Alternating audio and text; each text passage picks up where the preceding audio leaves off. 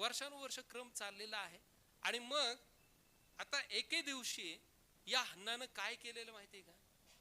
तिची प्रार्थना बदलली. हन्नानं तिची प्रार्थना बदलली. तिनं काय केली प्रार्थना माहिती आहे आपल्याला? सोपं आहे. तिनं प्रार्थना केली की हे देवा, जे लेकरू तू मला देशील ते मी तुझ्या सेवेकरता देऊन टाके. आणि बघा काय चमत्कार झाला. ती घरी गेली आणि परमेश्वरानं तिला आशीर्वादित केलं. आमेन. परमेश्वरानं तिला आशीर्वादित केलं. का आशीर्वादित केलं? इतके वर्ष तू काय प्रार्थना करत होतीस अन्ने, मला लेकरू दे, मला लेकरू दे, मला लेकरू दे. तिच्याही मनात कदाचित प्रश्न आला असेल की परमेश्वर माझी प्रार्थना का ऐकत नाही, काय चुकतं माझं? तिची चूक तिला कळतच नव्हती. तिला काय पाहिजे होतं? तिला फक्त आई व्हायला पाहिजे होतं. तिला मातृत्व पाहिजे होतं, लेकरू पाहिजे होतं. तिला देवाची गरज कळाली नाही प्रियांनो. तिला तिच्यासाठी लेकरू पाहिजे होतं. ती फक्त स्वतःसाठी मागत होती, स्वतःपुरती मर्यादित प्रार्थना करत होती.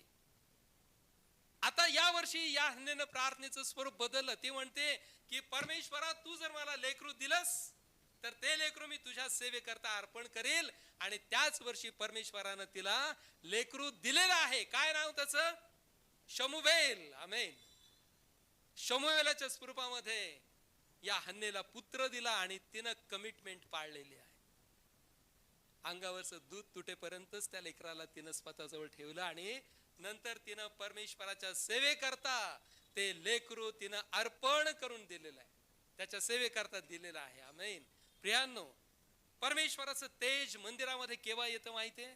ज्यावेळेस आम्ही देवाची गरज जाणतो, ज्यावेळेस परमेश्वराला माझ्या जीवनातून काय अपेक्षित आहे, परमेश्वराला माझ्याकडून काय हवं आहे, या गोष्टी ज्यावेळेस आम्ही देवाशी बोलून त्याला विचारतो की हे परमेश्वरा, तुला माझ्याकडून काय पाहिजे, तुला माझ्याकडून काय अपेक्षा आहे, या गोष्टीकडे ज्यावेळेस आम्ही लक्ष देतो, त्यावेळेस आमच्या मंदिरामध्ये परमेश्वराचं तेज उतरून येतं.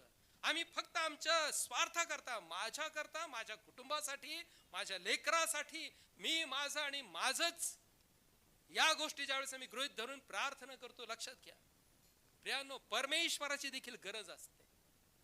परमेश्वराला देखील गरज आहे हे आम्ही ओळखलं पाहिजे. आम्हाला तो प्रसंग माहिती आहे का, येशू ख्रिस्ताच्या बाबतीत घडलेला? ज्यावेळेस त्याचा जयोत्सवानं त्या यरुशलेमेमध्ये प्रवेश होतो, त्याच्या समोर पायघड्या टाकल्या जातात, गाढवावरती तो विराजमान झालेला आहे, राजा म्हणून लोकांनी त्याचा स्वीकार केलेला आहे.